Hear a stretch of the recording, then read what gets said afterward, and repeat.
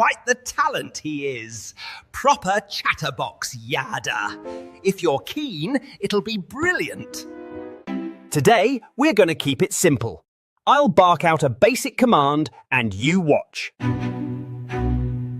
Keen to know? He'll set your tail wagging. Does mine, hence why I'm backing him. Right then, Wookie here. Do take a seat, won't you? Give us your full attention while we listen to my pal, Yada.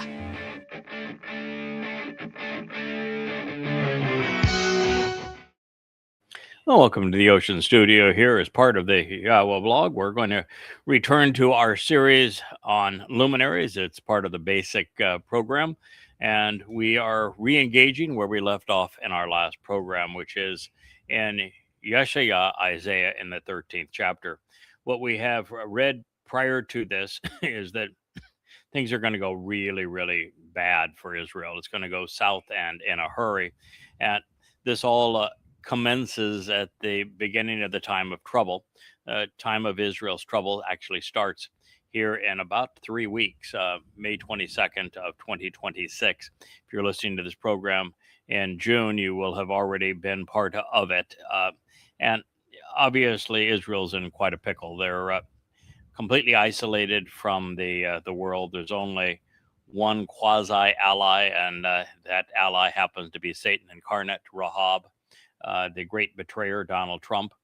And so when your lead politician is in bed with Satan, and that's your only ally, you're in a real terrible fix. And largely this is because Israel has way overplayed its hand after the problems of October 7th.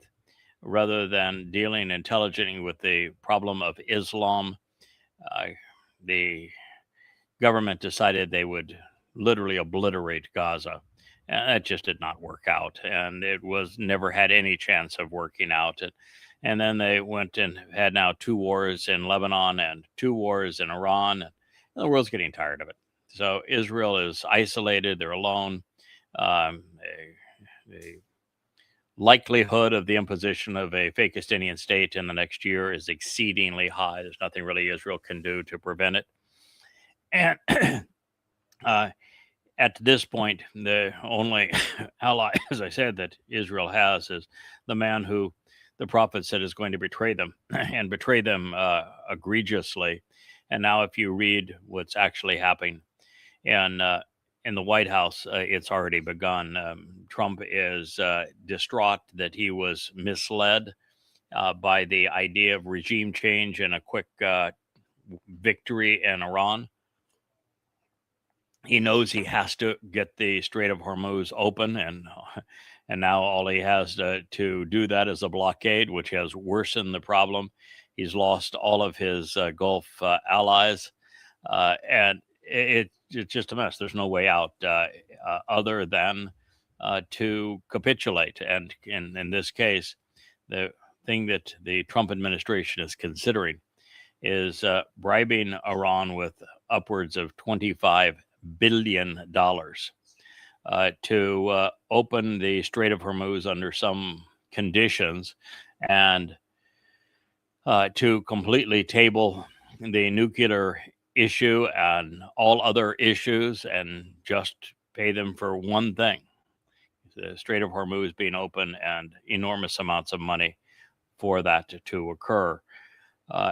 And in the process, completely abandon Israel. And it's going to get worse, because to maintain the petrodollar status with 1 or 2 of those Gulf states, America is going to have to offer them something as an incentive. And the one thing that would resonate with some of them is a Fakistinian state, because the leaders could say, all right, yes, I did re-up on our alliance with the United States over petrodollars, but look what I got in return. I am the great advancer of Islamic interests, with being the one who brokered the existence of a Fakistinian state. So that's likely to happen. It could happen very soon. It could happen months from now, but it will happen very shortly. So God is saying in the prophecies of Yeshaya, Isaiah 13, that a mountainous country, a significant distance from Israel, therefore not on its border or even next to a country on its border, is going to amass an enormous army, more than Israel has ever encountered before. And they're going to enter Israel and be exceedingly vicious. That mountainous country, of course, is Iran. That means that there will be a new phase of this war going forward. And when we enter it, it's going to come at a great human cost for Israel. On October 7th of 2023, Muslims demonstrated through Alaska flood that Israel has no response, political, religious, or military, to lots of Muslims on foot. In this case, tinny rompers coming out of Gaza, lightly armed. They had no response to that. Their whole IDF mentality is to put off countries or do remote bombing in other countries. You can't bomb your own country. The Apache helicopters are useless. The A-10 Warthogs are useless. The tanks are useless. The F-15s and F-35s are useless. The submarines are useless. Even the Iron Dome is useless.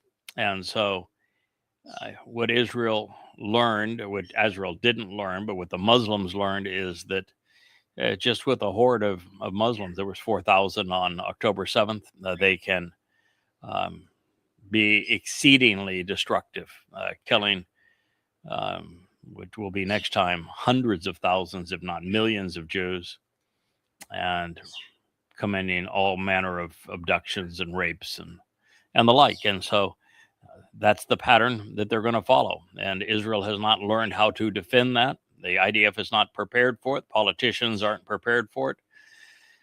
And that's what's going to happen. And so Yahweh says that the only way to resolve this is in the end, he will have to act and he will eliminate them. But he's not going to eliminate them until just prior to his return. So most likely on the great day of Yahweh, which will be on Teruah in 2033.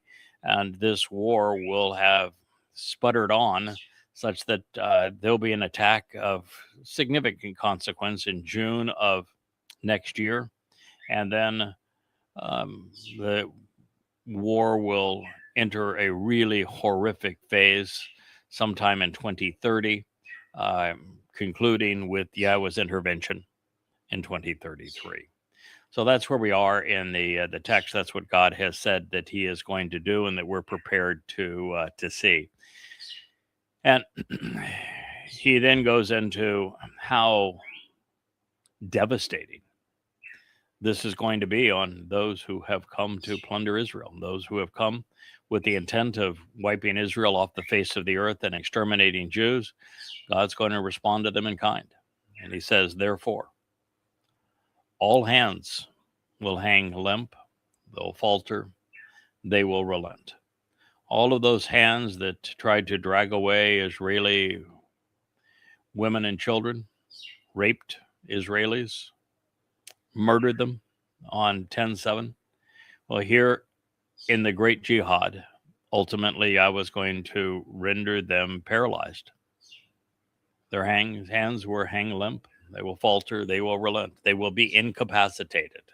They will be unable to exert themselves. They will have lost the strength or coordination and their muscles to respond. Then he says, and heart, mind, soul, thoughts, and motivations of every human mortal will dissolve, melting away.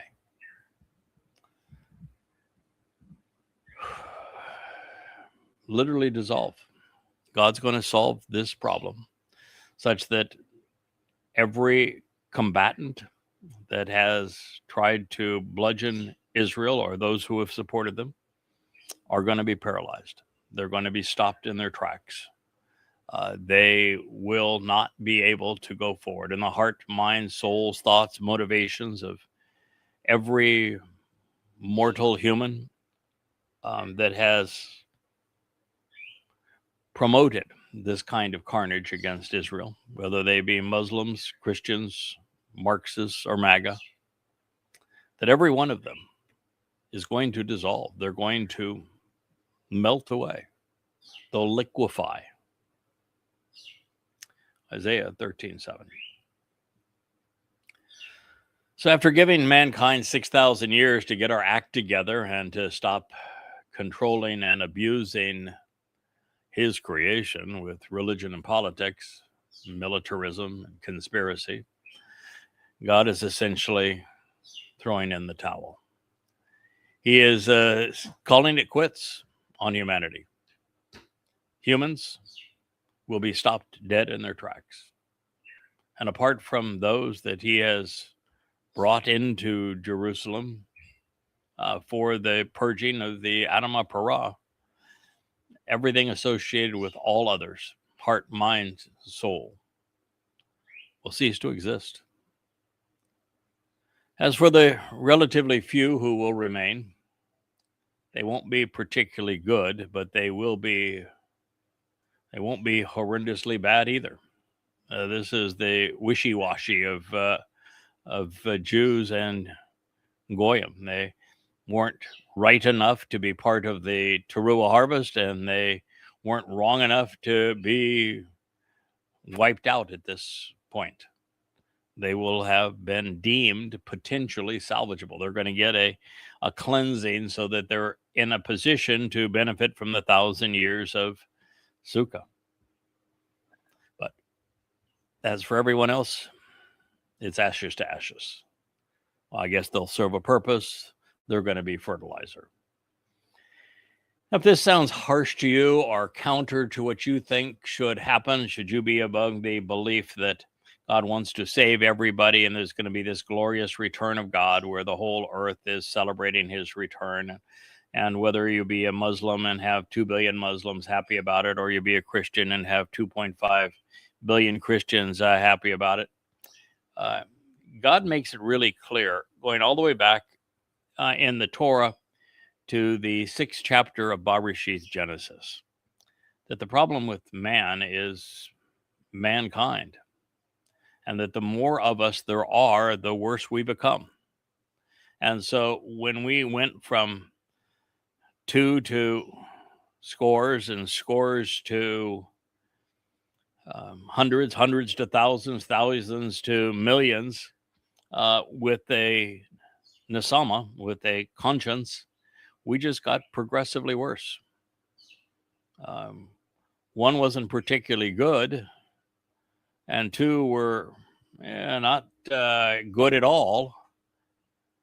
But by the time they got to 4, it was awful. And it just went downhill from there, such that large numbers of humans congregating together is disastrous. And now with 8 billion of us here on the planet, God's saying, I can't resolve this. I don't want to resolve it.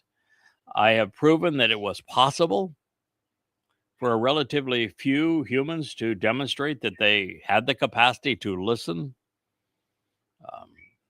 think, respond appropriately, and demonstrate that they could be trusted.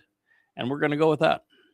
I'll give a mortal remnant an opportunity over 1,000 years to get their act together. Let's see if it's in a controlled environment with the proper teaching, if it's possible. But, God's just not going to have a lot of people emancipated from this planet.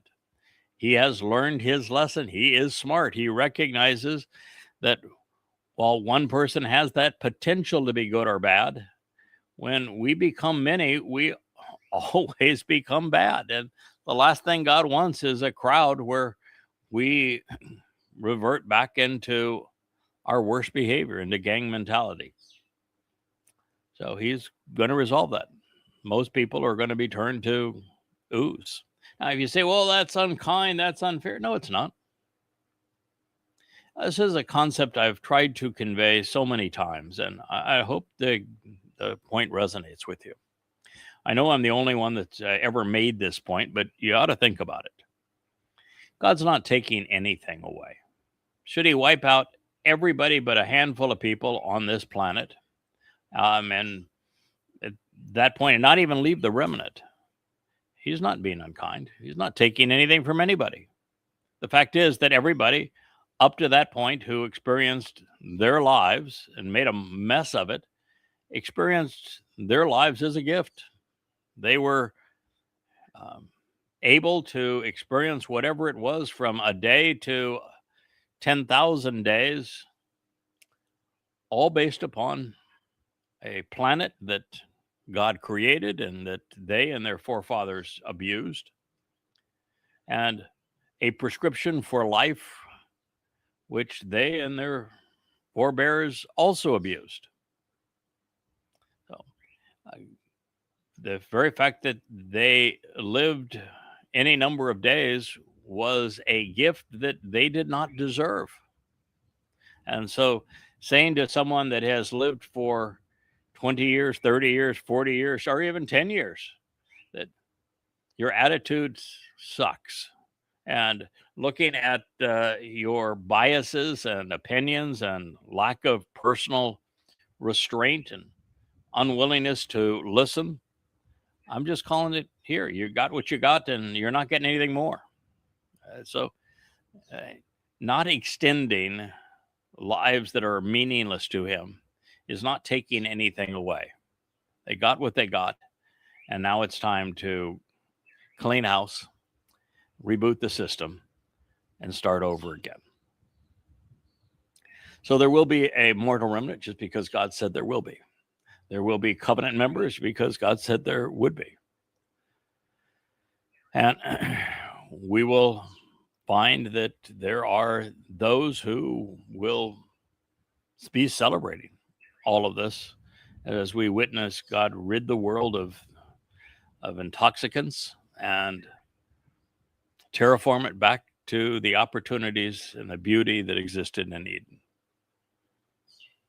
Now, there are many words, of course, in Hebrew for man.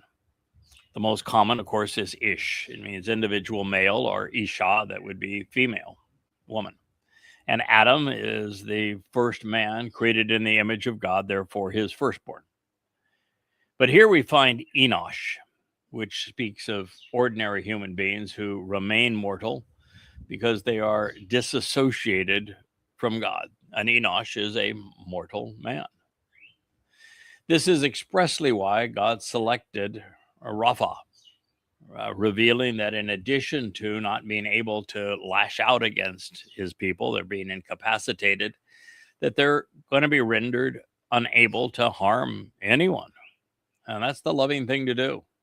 And while it may have been a scribal error or a little divine humor, but yod here, the dualistic Hebrew word for hand, was made plural in 1QISA, the great Isaiah scroll, by adding the Aramaic suffix. Aramaic was the language of Babylon. So he's saying, yeah, there's people that are going to be rendered paralyzed. Well, they've come from Babylon, and I'm going to render them as Babylonians.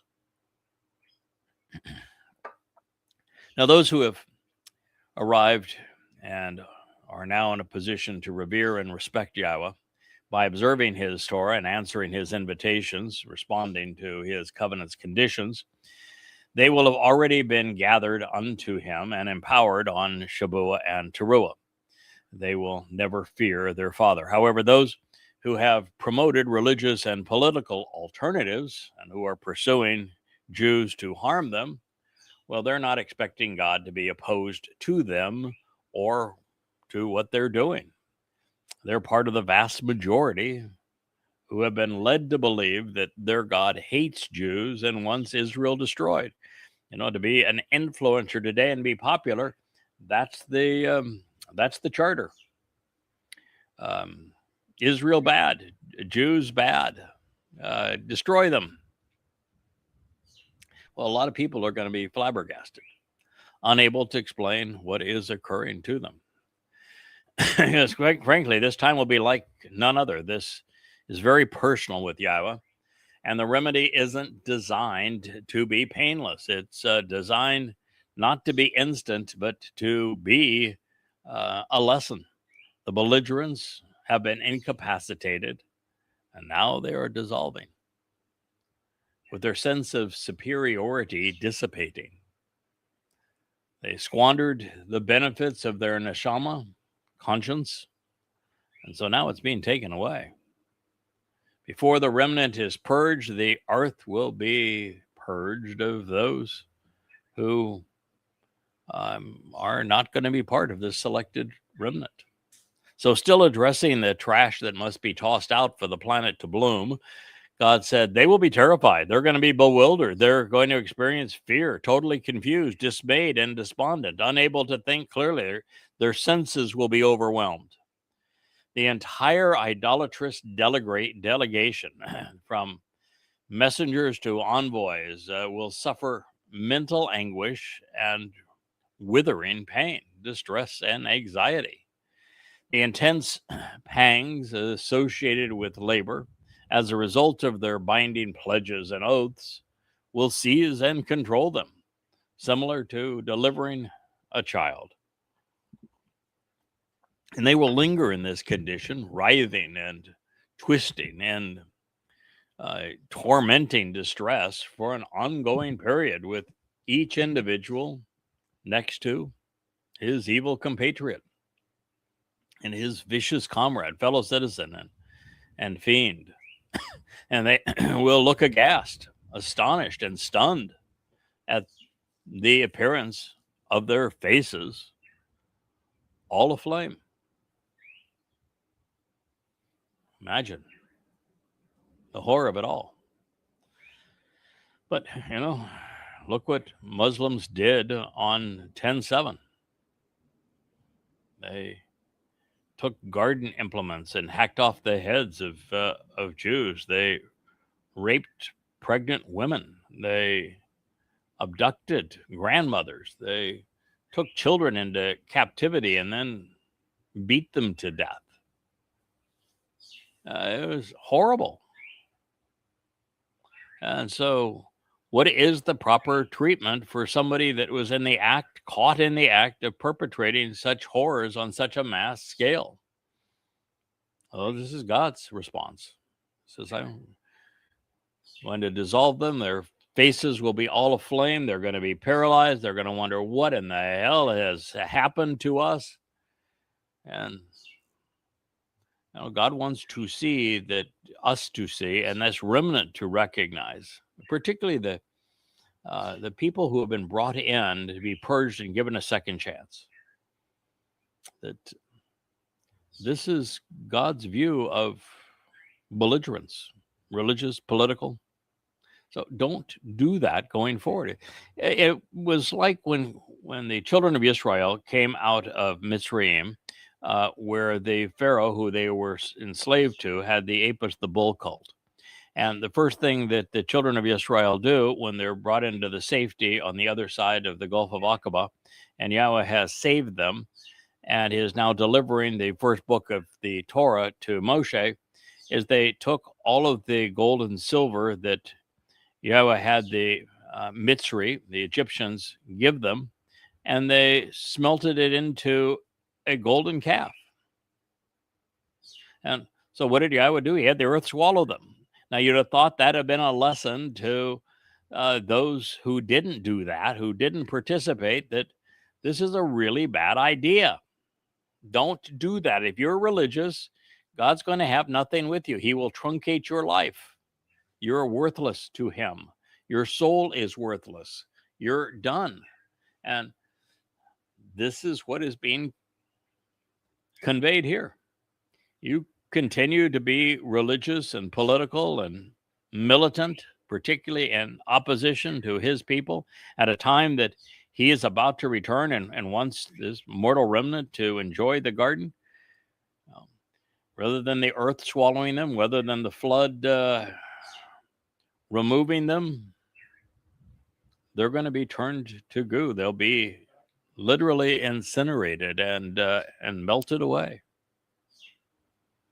And the more horrific the scene, the more ghastly the scene, the more of an impression it's going to leave on that mortal remnant. The earth swallowing those who made the golden calf ought to have left a visual impression that this ought to leave one as well. Well, those who hate women more than any other religious group, who have tormented them for 14 centuries, will feel their pain. God has a righteous a sense of humor in this regard. And Yahweh does not want anyone to miss the message. You have been forewarned. Oppose God at your peril. He has reached, will reach the boiling point, and the lid has come off. The religious and political, conspiratorial and militant all must go for us to return to the conditions found in Eden. The world that the religious and political have tormented, influenced, and controlled, where they were the overwhelming majority and immensely popular, it's over. God wants recompense. Bygones are not forgotten. And the first time in their lives, the believers will know that they were wrong and that there is a consequence of believing that which is invalid, particularly when you promote it. So Yahweh's method of mass extinction will be by caustic chemical, if you will, and ultimately incineration. There will be nothing left. The stench will be removed from the earth. And this will be the last generation who will be thwarted from doing what the Egyptians and the Philistines and the Amaleks and the Midians and the Assyrians and the Babylonians and the Greeks and the Romans, of course, the Roman Catholics and the Byzantines, the Ottomans, especially the likes of Paul, Vespasian, Titus, Hadrian, Muhammad, and Hitler, all failed to achieve. They all wanted to eradicate Jews. God's saying, no, you can't do it. So this will be the final solution to the religious problem. All that is to be determined among the malignant malcontents is which of two outcomes awaits their bewildered souls. It will either be seer, they'll cease to exist as a result of these withering contractions, or it will endure forever while being incarcerated in Sheol, dealing with the anguishing pain of knowing that they led souls away from God and caused his people to suffer such that they will endure the consequence. Seer also affirms my earlier suspicions regarding Shaul. Paul traveled the known world claiming to be God's lone authorized apostle to the Gentile nations, all while he seduced billions into worshiping a shadow rather than the light. Well, he would over time. By the time that Paul died in 66 CE, by his own admission, everybody hated him and had rejected him. He was the same as Muhammad. Cabal and Kabel are written identically in Hebrew, and they can mean a great many things. The term speaks of a pledge or an oath. It's something a religious confession requires and infers. And as I have shared previously in this regard, the most infamous of them is the Pledge of Aqaba, when the first Muslims vowed to wage war against all mankind on behalf of Muhammad and his wannabe God, Allah. And in this regard, Chabel means to act in a wicked and offensive manner, so as to deserve and endure an unfavorable outcome. This is the legacy of religion, of politics, and of militarism, particularly of Islam. Chabel also describes a snare that is used to trap the unsuspecting, a rope that is used to bind those that are controlled, or of course a noose being hung around the neck of someone who is to be killed. It is now that these human constructs are being used to bind the faithful, terrorizing the would-be heretics into submission. The Jebel can portray a boundary serving as a limit that a person can pass before they forfeit the choice to know God. It seals their face, and it means to be impounded or to die.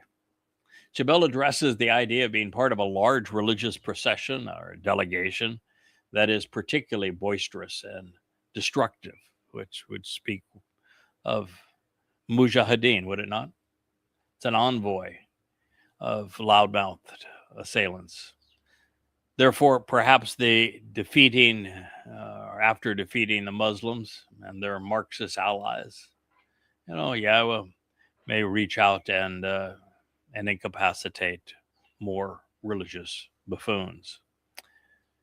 So Yahweh is underscoring this possibility, and this portion of Yeshaya's prophecy began with a verbal and written assault against Babylon, which is the very birthplace of religion, where it was integrated into governments. And it's the source of almost every Christian doctrine and many Islamic doctrines. So this is the first time that I've witnessed Yahweh telling us that he is deliberately going to allow his foes to yakil, linger, in an incapacitated condition. He is no longer teaching or guiding, but instead rebuking. And he obviously wants this massive quarry of unbound arrogance and ambition, destruction and death, to recognize who is doing what to whom and why. There will be no mercy for the merciless. And in this regard, it's really important that we try to emulate our God, and we stop trying to evangelize, that we don't pursue people, begging them or encouraging them to join us, to change their ways. Our mission is to be as resolute as was God. We are to condemn what is wrong and commend what is right, and not try to encourage people to go from one place to the other. It's our job to say, this is wrong: religion, politics, conspiracy, anti-Semitism, militarism. Wrong, wrong, wrong, wrong, wrong. God's message is right, consistent, fair. And people then need to make their own decision as to what they're going to do, and it will reach a point of time where that opportunity will no longer exist. God's going to have to reboot the system, and there's no reason rebooting the system with those who are wrong, wrong, wrong, wrong, wrong. Well, that's why it's being done this way, and that's the attitude that we should have. It's why I moved off of social media. I'm not trying to elicit friends or a following. We're trying to condemn and disavow all association with those who are popular on social media sites like Facebook and X. We are not MAGAs. We are not Muslims. We are not Marxists. We are not Christians. We are not Muslims. Aren't any of these things. We're not political. We're not religious. We're not conspiratorial, and we're not anti-Semitic. So as a result of all of this, it's important that we stick to our knitting. Our job is to do what God does. Let's condemn the religious and political and the militant and the conspiratorial. Let's expose them. Let's condemn them. Let's tell them what's wrong. But don't expect them to change. And at the same time, reinforce what's right and add to it, teach, so that those who have chosen to be right can grow in their relationship with God. So the world is about to find out that Yahweh intends to honor the promises that he made to Abraham when he said that he would negate those who sought to harm his descendants through the covenant. And, think about this for a moment. For anybody to say, God's being mean, for him to obliterate this, it could be upwards of 1 billion or billions of people. But was okay for them to obliterate his people? Was okay for them to be anti-Semitic, to be conspiratorial, to be militant, to be religious and lie about him? It's okay for them to do these things, but not okay for God to say, too much already. I've had enough. I'm just not allowing you to ruin the things I have created in love any longer. I'm going to stand up on behalf of that which I have created and what I love. I think it's appropriate. So this is the end of human resistance. Clearly, God is not all loving, and hate has become the order of the day. It's a virtue. They would not listen. They were belligerent, and so now they will endure the consequence. Behold, the day of Yahweh will come. Will occur. It's going to arrive. And the day of Yahweh will be ferocious. It's going to be unpleasant for most. It's going to be executed with extreme prejudice, fierce conviction, even without compassion, to the point of appearing cruel and worthless and ruthless. I mean, if you're uncomfortable with any of this, you can opt out. That's your option. God is telling you how he's going to play it.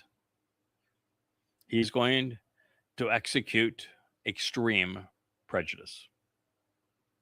He is going to be intensely fierce. This is not a time for compassion. It is indirectly. The best way to show compassion to those that are innocent that you love is to show none to those who have sought to harm them. This continues with as an outpouring of intense rage, unmitigated displeasure, of disappointment, a time of wrath and of burning resentment, of fierce and combustible indignation. All for having caused the land and the earth to become like an ugly and horrible place, devastated and desolated. And so, of those who have been misleading, he will overthrow and exterminate. Yashaya, Isaiah 13:9. God's given mankind 6,000 years to get our act together, to listen, to think rationally, to respond appropriately, to engage in a meaningful way. And in all of that time, there probably haven't been 1,000 among scores of billions who have done so.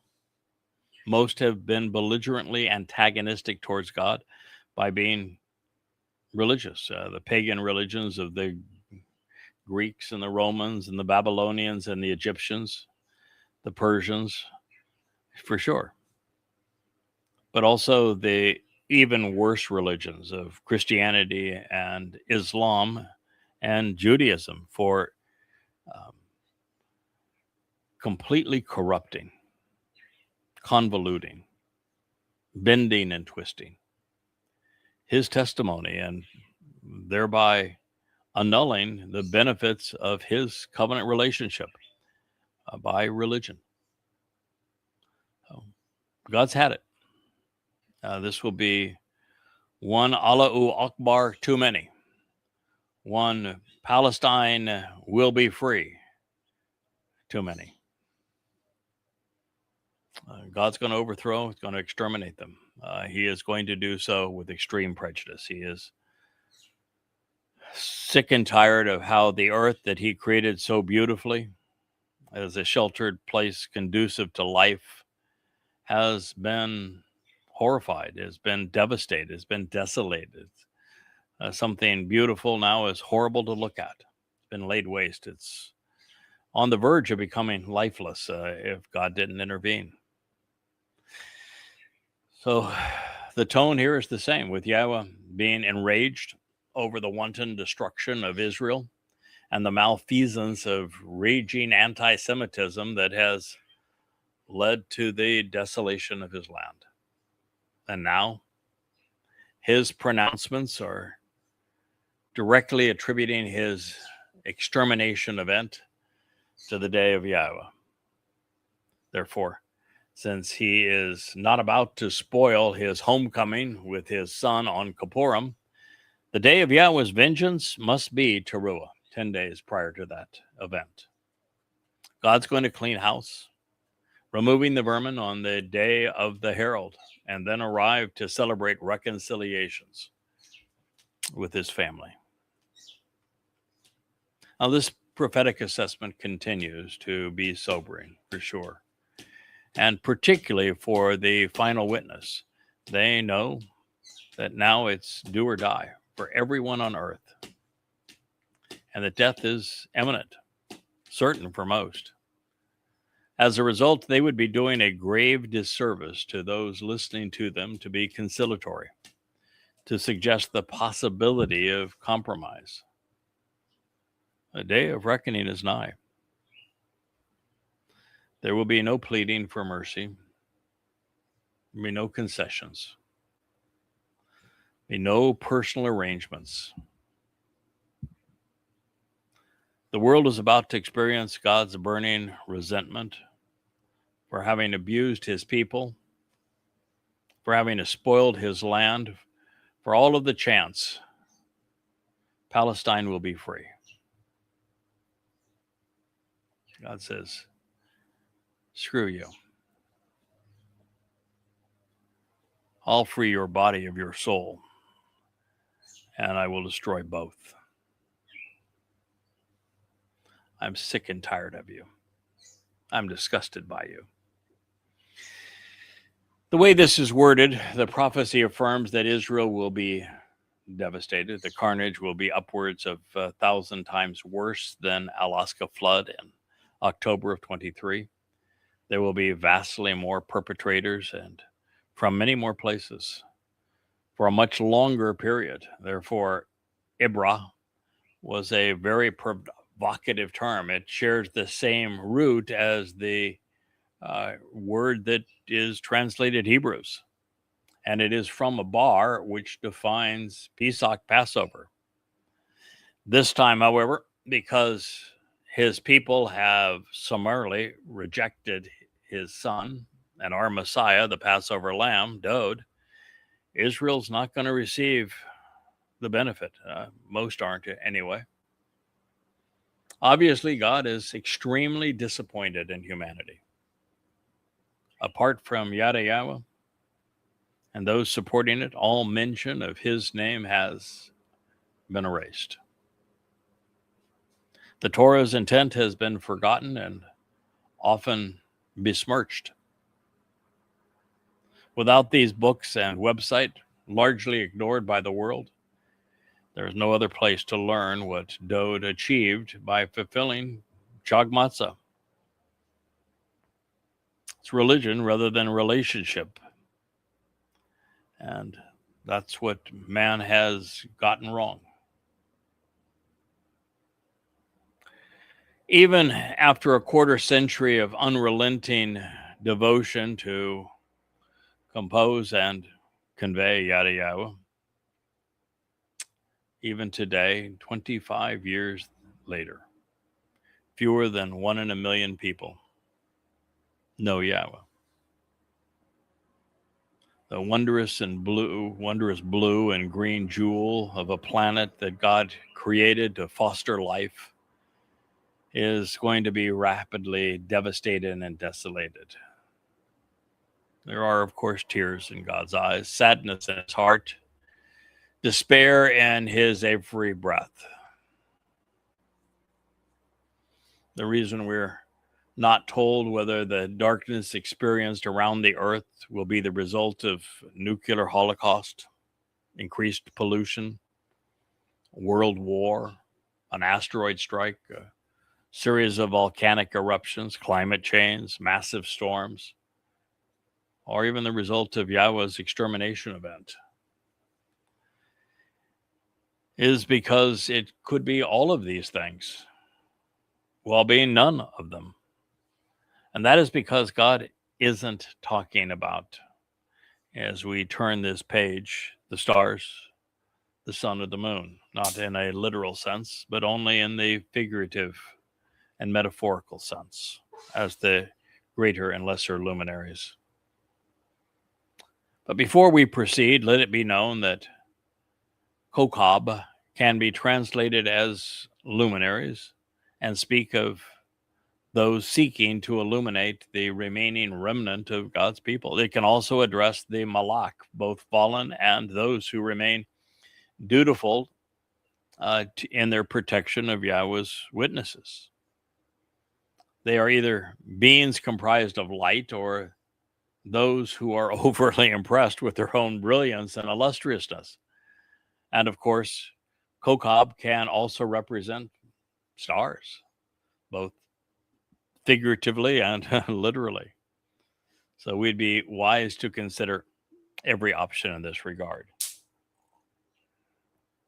As examples of this, I hope to have the time to consider Genesis 22:17 and 37:9, Numbers 24:17, and Judges 5:20, Psalms 8:4 and Isaiah 14:13, even Daniel 8:10 and Amos 5:26, because each elucidate us regarding the many potential entities covered by Kokab, and they are numerous. Further, Ha-Shamim can depict the spiritual realms of the heavens from which these spiritual beings may have descended, or the heavens and sky, as in the cosmos or our atmosphere.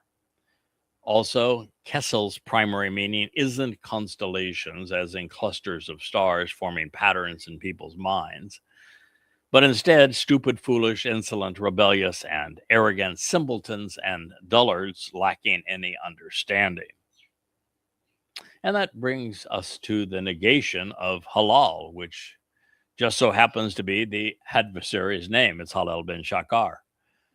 It can be inferred that Halal will be negated, no longer eliciting praise, no longer worshipped as if he were God. All of these things, of course, are possible. Methinks that many of these concepts will actually come into play. The entire world is in travail. God has deployed his final solution.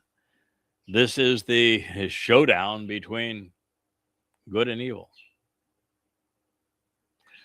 For indeed, as a result, the lofty luminaries and their absurd constellations, they will not be extolled. They will not be seen as praiseworthy or cause insane responses by flashing their light. The sun is going to be obscured, while going out to serve him, extended to produce an exodus on his behalf. Then the moon, he will not provide his light. That's Jeremiah 13:10. So at this point, I think it should be obvious that the planet is engulfed in, well, physical and spiritual warfare. And that in the previous statements, armed militants will have ruthlessly and relentlessly assaulted Israel, angering the Almighty, and to such an extent that he will have begun the extermination process of armies of jihadists. And so now, I was addressing the final battle in this war. It will be conducted between the luminaries, Satan's cadre of demons, making one last effort to prevent Dod's return. Well, Yahweh's Shaba of Malak will also be working to turn the adversarial types to goo. They will be a spiritual battle, while the mankind fights this physical kinetic battle. By the conclusion of this day, Yom Teruah, in year 6000 Yah, Satan's flashy alternative will be extinguished. He will no longer be venerated as a god. He and those associated with him will no longer inspire such insanity. Well, it's going to be a rough day for social media. The MAGAs are just going to swoon. All the right-wing, crazy, politicized Jews who have elevated Trump to the reincarnation of Cyrus, well, they're not going to be very happy either, because he's going to betray them. So I had once thought that this was to be interpreted as a literal phenomenon, perhaps as a result of a massive asteroid strike, a major volcanic eruption, or the consequence of nations obliterating one another in a nuclear conflagration. However, in this context, if the occlusion of the atmosphere is to be contemplated, then I think it would be the result of one of two events. It could well be in the aftermath of Yahweh incinerating the millions of mujahideen and their weaponry in and around Israel. However, I think even more likely, since Teruah is the day of the Adamah Parah, when this bloody red man and bullish influence is going to be sacrificed, with him becoming a burnt offering.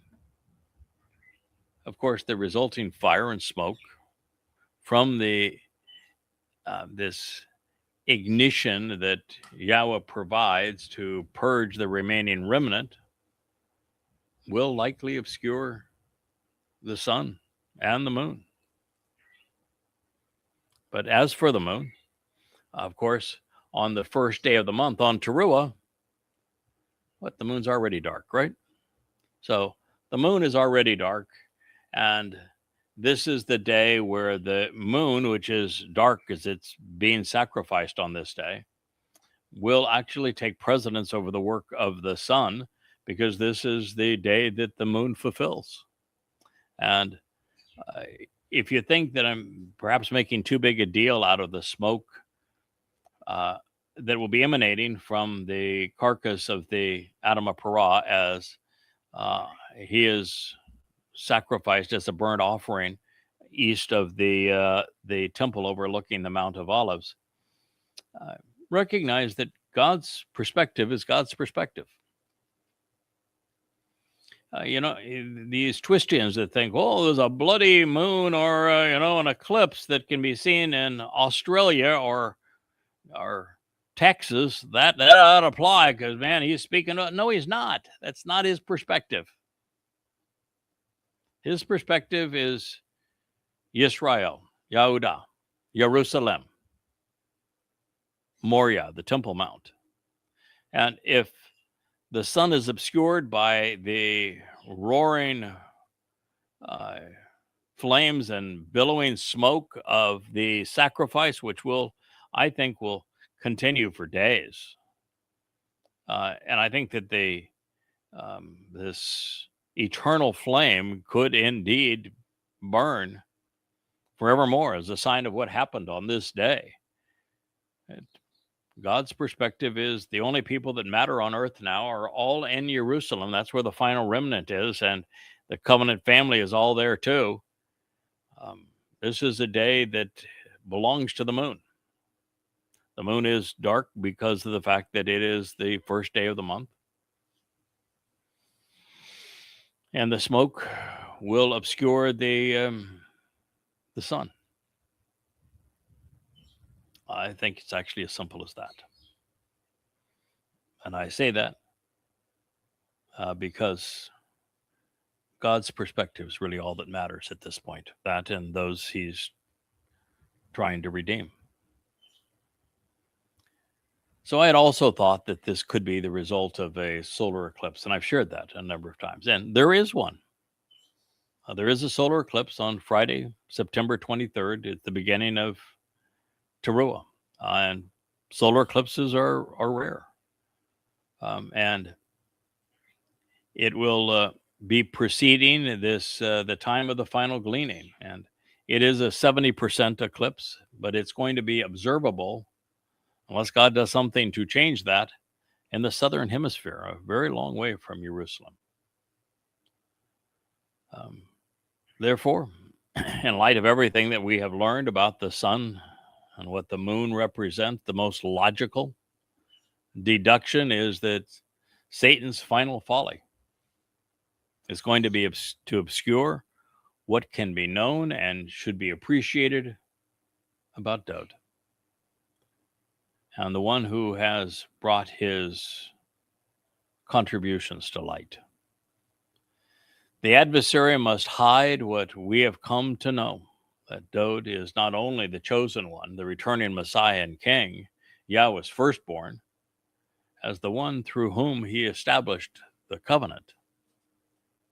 Dowd is our Savior, which is why he is the most influential of the Mayor, the Gadol. And while the adversary will have been outrageously successful in terms of popularity up to this point, even up to this late date, that has all been part of the plan. Everyone insufficiently observant and thoughtful to see Satan for who he is and why he is being deployed in this way will not only will specifically not become immortal, and they are not going to be allowed to continually irritate God or his family. And so the perceived brilliance of Hasatan and his arrogant accomplices must be snuffed out for happily ever after to commence. This is the 13th chapter of Yashaya. I shared yesterday that the 13th chapter precedes the 14th chapter. Yeah, I'm really astute that way. 13 does come before 14. But what's in the 14th chapter?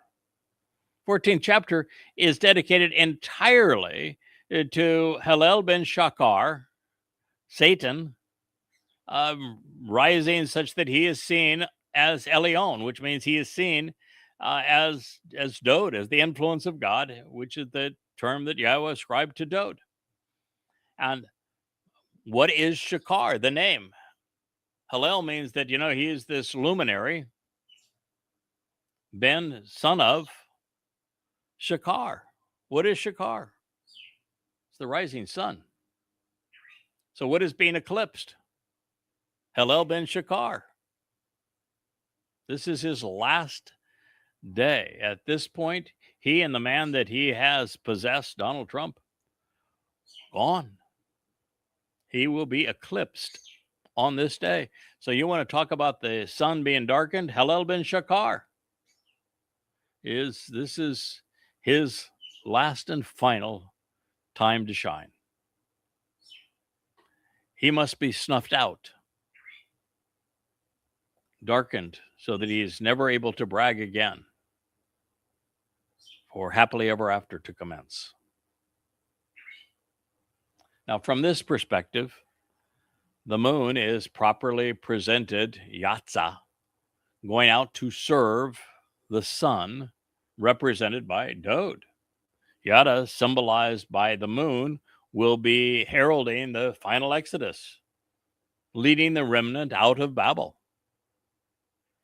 At least up to this moment. On Teruah, he will cease to shine for one of two reasons. First, on the first day of the 7th month, there is never any light radiating from the moon's surface. That's why it's important to know your timing.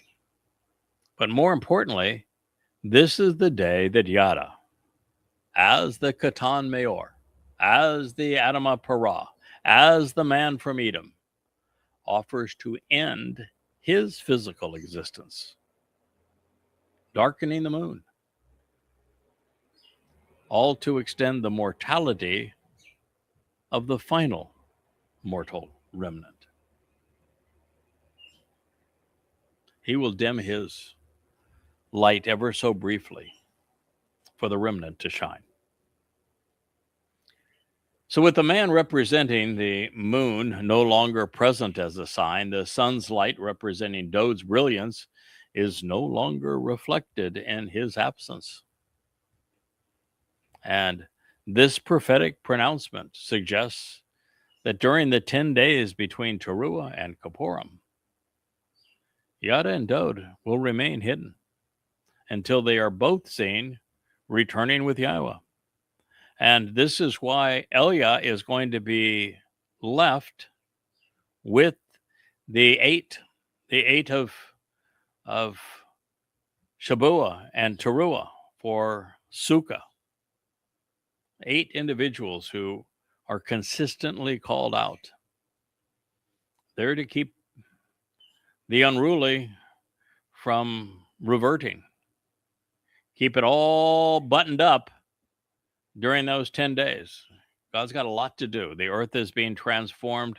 I think that those who were particularly nasty are being judged and prosecuted during this time. There's a lot to be accomplished so that when we begin happily ever after, we don't have to go back and deal with this. So, and if I were God, I would have all of the trials condensed into this period of 10 days. And if I were God, I would have the men that I have chosen and have served me so well over the years, they would be the judge and jury. I'd have it all done over that 10 days. And so let this mortal remnant anticipate what's going to happen.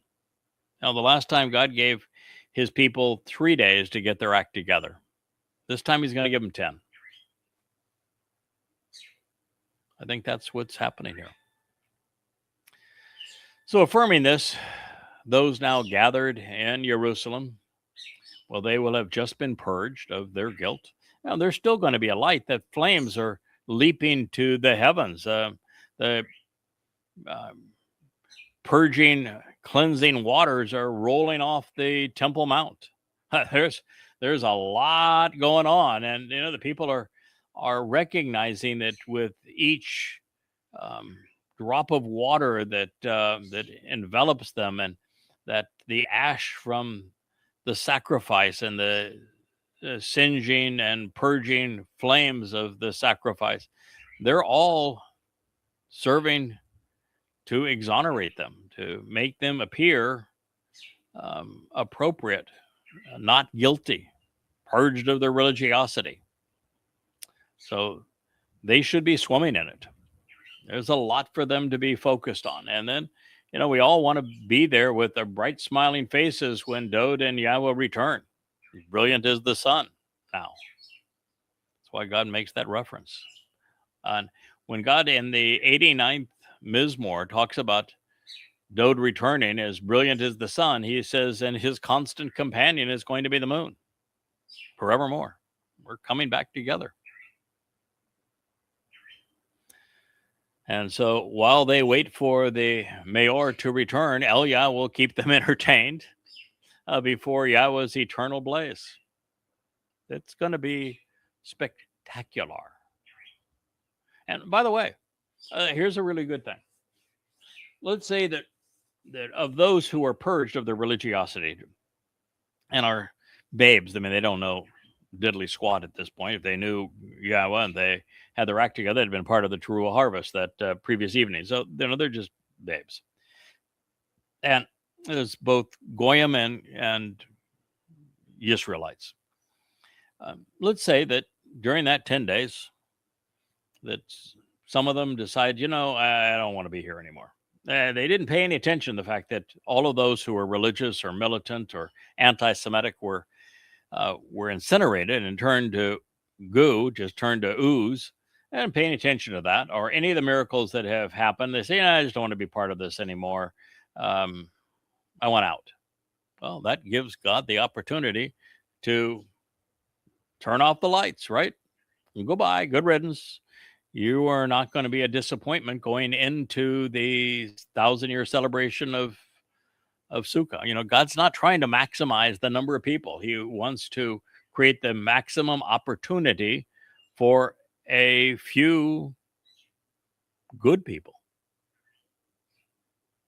And so thinning the ranks would be something he'd be happy to do. And if 10 days create that opportunity, then so be it. Means it's less for us to have to hassle with later. So this is going to be a time when the religious and political, the conspiratorial and the militant, their abominable corruptions regarding God and his people, all are going to vanish. And if anybody just gets haughty during that 10 days, they're going to be gone too.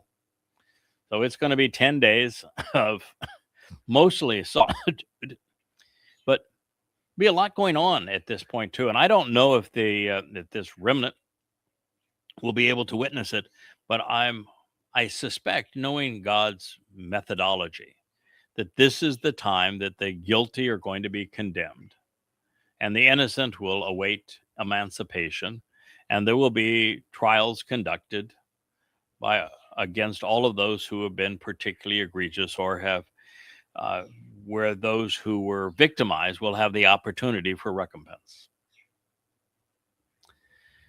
And as we know, the preeminent date for all of this, 23 and 24 September 2033, it of course is a Shabbat when all of this is happening. So it clearly says that God is not treating the Shabbat as do nothing day.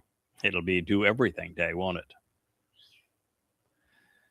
And he says, then I will hold the world accountable for its abominable corruptions and perversions, for the wrongdoing of its pastors and depravity of its shepherds, as well as the misery and suffering inflicted by the rulers.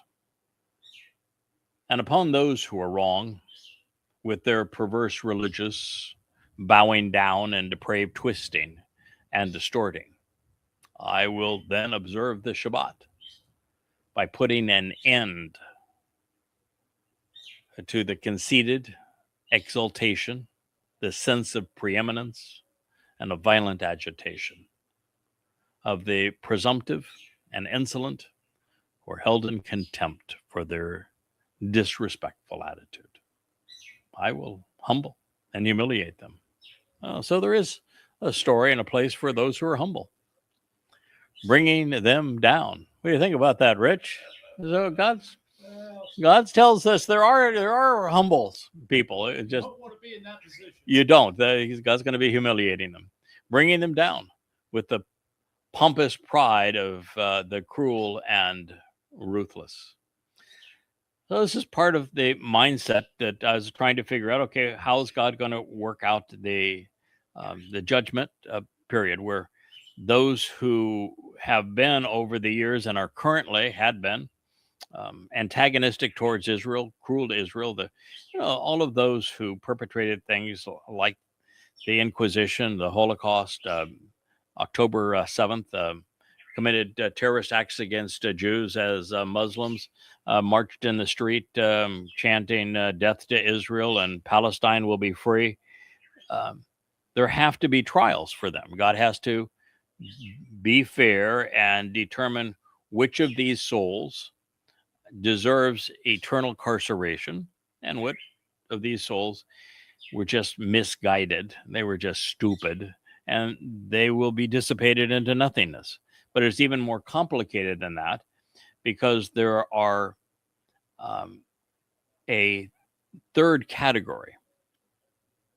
And that is that those who are being judged and are deemed deserving of an eternal stay in Sheol, but have been particularly egregious.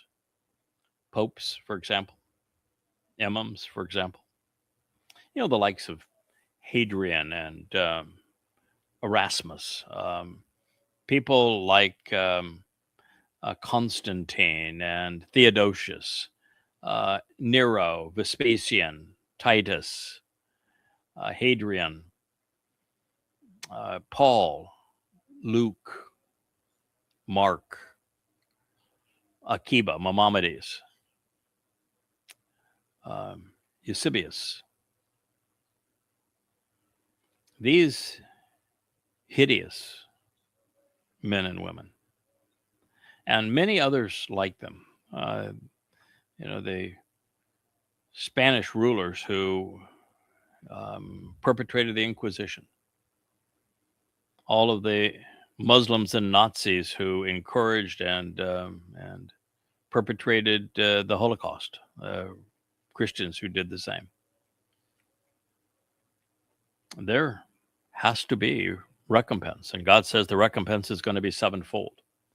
So that's a special category of evil, where those souls don't go directly to Sheol. They are forced to endure sevenfold what they dealt out.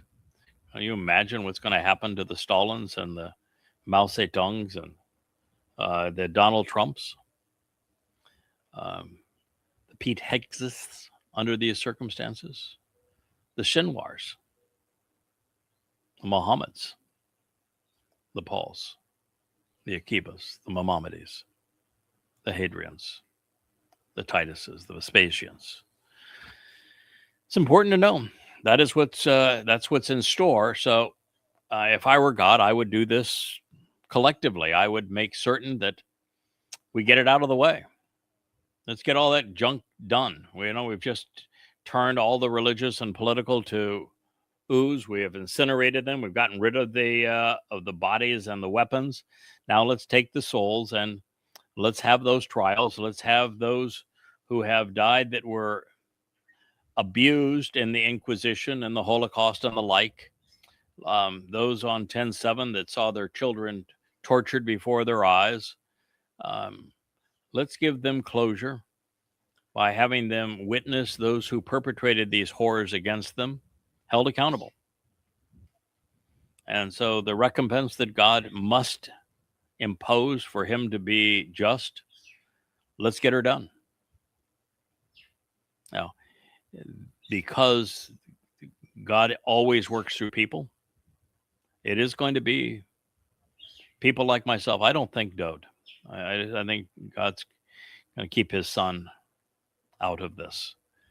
But there'll be people like myself. There'll be certainly the 8 that are part of the Shabu and Teruah harvest. Hopefully it's 8 and it's a tenfold enrichment so that it's 80 or 800 and it is doubled down a second time and we have more hands on deck. But we're not going to need all that much help because we're going to have the full attention of the Malak. They're going to bring each of the souls before us. They will marshal all of the evidence. They will be presenting it. They could be presenting it collectively, and we could come and go from trials that are just of interest to us. I want to be there for Paul and Luke and Mark. I want to be there for Akiba and Maimonides. I want to be there for Hadrian. I absolutely want to be there for Eusebius. They're people that I have a real grudge against. I want to be there, and I think I've earned the right to be there for Muhammad. And so when those people are tried, yeah, I'm going to be among those who deliver the evidence. But, the trials will be coordinated by the Malak. We'll all be operating on God's instructions. I'm not going to do anything that is inconsistent with what God wants. But wouldn't the logical time to do it be now? Get it done, over with, never to have to deal with these scum again, knowing that it's finished, all tucked away and in bed in Sheol. And so we start the millennial Shabbat celebrating Sukkah, and particularly we start the wedding, the family reunion on Kippurim. That's we're all coming back. We've done it. That's why we got 10 days. We get 10 days. We can get a lot done, particularly on Yah time. That's what I think is going to happen. We'll see if I'm right. I do know that I'm prepared and willing to do whatever God wants done, and I think that He trusts me to do as He wants. I have no desire, apart from maybe 20 people, that I have learned about along life's way to do anything more or less than what God wants done. And even with the 20 that I have a vested interest in, like Muhammad, like Paul, I think I've done more to expose and condemn them and to understand them than anyone. And so I have a special grudge against them. I have a special grudge against Eusebius, the one that is created so responsible for establishing the Christian religion. That I really want to be at those trials, and I'm going to make certain that they're held accountable, and I'm going to be their worst enemy. But for the most part, it's just doing what we've been trained to do. So you may notice that even in the moment that the sun and the moon are introduced into this narrative, there is no appeal to reason. When the moon is dark and the sun has been obscured, God is not appealing to reason. He is not trying to get the attention of the belligerents. There is no attempt to save anyone, not by God, not by his mayor, not by those serving with them. We've reached the point of no return, literally. Those who will have listened, well, they've been withdrawn. They've returned as spiritual beings. And those who will be deemed salvageable have been purged of their guilt and set aside for the next step. They may be witnesses to what we're doing so that they're like the children of Israel who started the Exodus, who saw those who immediately reverted to religion swallowed by the earth. They may need that searing. So they're prepared for the next opportunity. And that opportunity is to learn. And it's going to commence in 10 and 15 days. First, in 10 days, we're going to celebrate the family reunion and the wedding. And then in 15 days, the return to the garden on Sukkah. So while the rest of the Enosh, the mortal men and women, are watching the bodies of others be incinerated and they're going to witness their souls being judged, there is no salvation attempt of any kind, no plea for reconciliation at this point. God is not saying shub for shub or no shub for you. It's over at this point. We're just dealing with with what we have been dealt. So this is a much bigger, bolder position than what I came to conclude regarding pulling out of social media and focusing on yadayah.com, the home for Yahweh's name. I can't fix this now. I'm not in the mindset or doing what God wants done if I'm trying to plead with people and encouraging them to resolve their problems. It's time now just to clean house, execute justice, and set the stage for the new opportunity. And there's so much going on we want to be ready and proud and excited and prepared for this mortal remnant to witness Dod's return. And we want his bride on Kippurim to be there. We want the anointing of the mercy seat of the Ark of the Covenant to go off without a hitch, to be really a beautiful presentation. We want God at this point to be pleased with the quality of people that have been gathered and the opportunity and the great joy that will be experienced by his beloved firstborn at this point. This is what we're trying to achieve, and we want to get rid of all of the trash, and this is not a time for teaching. The teaching will begin on Sukkah. So it's important for you to know that's what I think this is all about. I even think as we speak as witnesses during the time of trouble, that God is not asking us to plead with people. I think it's a time of conviction and of consequence and delivering that consequence and just laying it on the line. So that's really where we are. And we've now just 3 weeks from entering the time of trouble.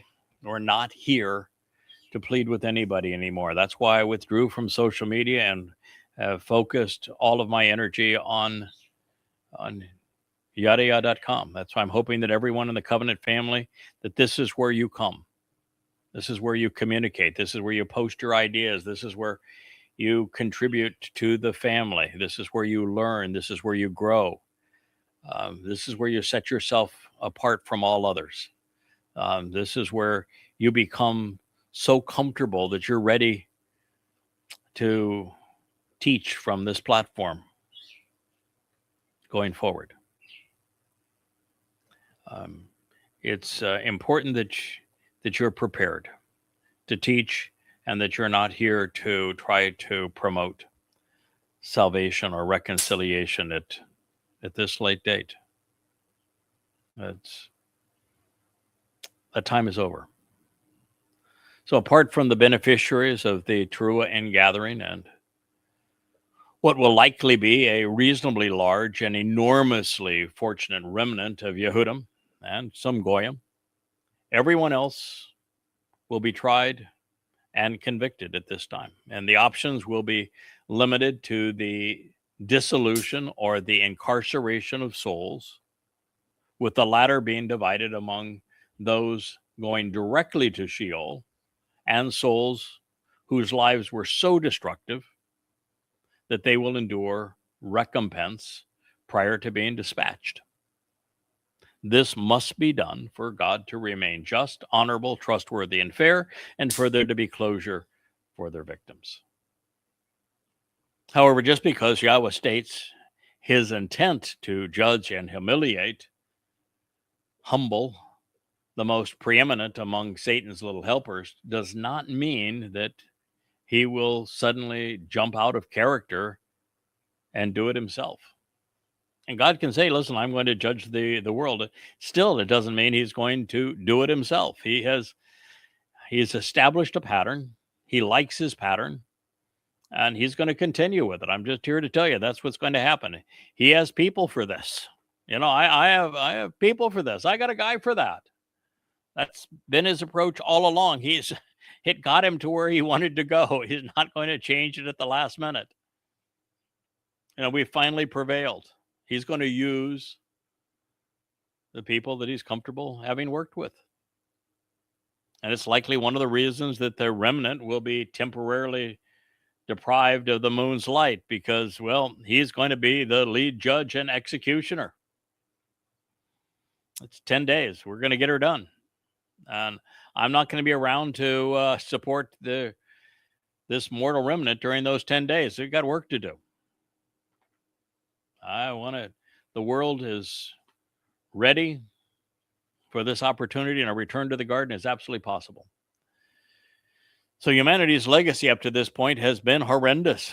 Deception and death, subjugation and indoctrination have been the order of the day. At his pinnacle of hubris, man created gods in his image, and then he pretended to be one among them. Such is the nature of religion and its integration into governance. On this day, however, we're witnessing a kind of arrogance that is beyond anything previously experienced, particularly U.S. President Donald Trump. He's making claims and instituting strife that would cause Hitler to blush. Fortunately, his days are numbered, as are the MAGAites who support his conceited confabulation. 7 years, it's all they have. But so does his Marxist opponents. So do the Muslims, so do the Christians, so do the anti-Semites. The influencers won't have any influence to wield 7 years from now. But even more than this, all who have schemed religiously or politically to delegitimize Yahweh, his Torah or Dode, even his covenant, they must be held accountable, starting with pastors and priests, rabbis and imams. And it's good riddance. So, as I laughed with Rich a moment ago, I find it particularly telling that being humbled is a penalty. It's not something to be sought after. It is a penalty here, folks. God encourages confidence and only assails audacity when it is cruel and ruthless, something that has long been synonymous with Christians, Muslims, Marxists, and the way they have treated Jews, and now rapidly becoming ubiquitous among the MAGA. With the notable exceptions of those who have been gathered in as part of the harvest of covenant members and those assembled in Jerusalem, having been purged of all traces of religion and politics, all in anticipation of being allowed back into the garden and having this 1,000 years to get their act together. Yahweh's closing the books on the human experiment. This will be it. After the great extinction event, he will hold the perpetrators accountable for the misery they have inflicted, not just on his creation, but on him as well. And he will condemn them for perverting his testimony and for erasing his name. It's been 6 days of torment, representing 6 millennia. And it is time for a long Shabbat, the 1,000 years of Sukkah. But for God to rest, he must first squelch the noise, the constant din of weapons that have been brought to bear against his people, the lies shouted by those wielding them, and the screams of those dying from them. It is the hubris that God finds so irritating.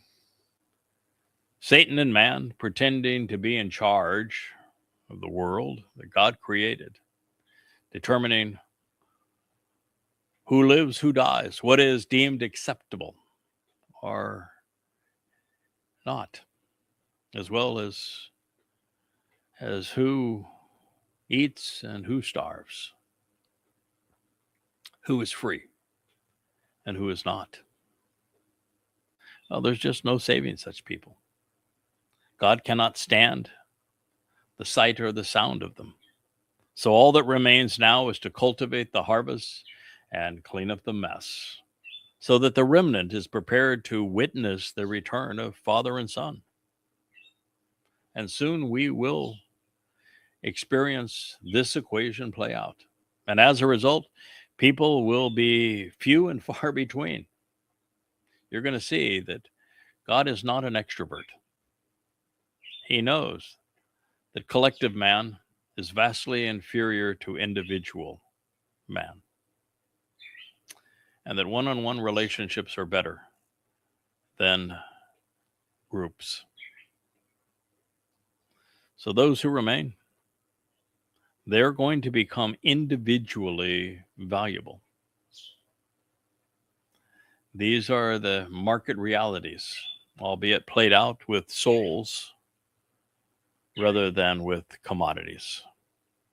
And I'm going to share this last line, and then we're going to conclude this program as the sun, the sky is just so gorgeous to the west. As I share this new line, I want you to know that this morning when I rose, there was a special kind of cloud formation to the south and the west of where we are. And just off to the north of that, which is my view here over the ocean, there were the 7 fingers that stood out in front of it. And those 7 fingers looked very much like a menorah to me. And then I saw lower clouds go underneath it. And the first of those was very much like a ram's head. And it was followed by a full-scale bull in full gallop, horns and everything. And then a goat. Saw it all. Just sitting out this morning watching the menorah in the sky, feathered, and then these clouds moving beneath it. And I'm looking again at a sky that is dappled, as things will be even on this day going forward. Even move out a little further, and you'll see that. I mean, that's just a normal cloud there, but you go out further, and up a little more, Rich. I don't know if that's possible with your camera, but yeah, there you're getting to see more texture in the sky there. No, to the right, I think, is where you want to go. Go to the right, even further to the right, even further now to the right. And you're seeing even more texture in the sky as you do, and up. There we go, up further. Amazing camera, isn't it? That Rich can control. As there you go. It's this kind of sky intrigues me, and as I said this morning, that was in that position. But then out north of it, which is the view that I have here, there was the seven flames. Really, they were feathers clouds. They're a completely different kind of clouds. Three types of clouds. So this textured pattern, which was far more pronounced and colored with the rising sun, and then the seven flames of these feathers that were above it, and against the blue sky of the dawn, and then the lower clouds that marched beneath it as those three individuals. Was quite a sight. I'm not trying to sell anything to anybody. You don't have to believe that's what I saw this morning. I just found it interesting. I wanted to share it with you. Well, as we conclude this program, God says something that I would have had a tough time processing until recently. You know, I have this fellow here. For those who don't know, this is introvert man. He is not Atlas trying to hold up the weight of the world. He knows better than that. He is pushing the world away.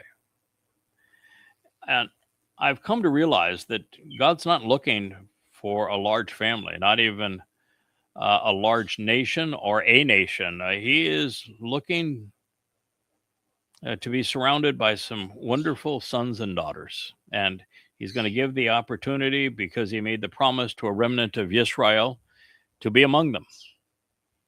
But he could have created all of this for scores of people.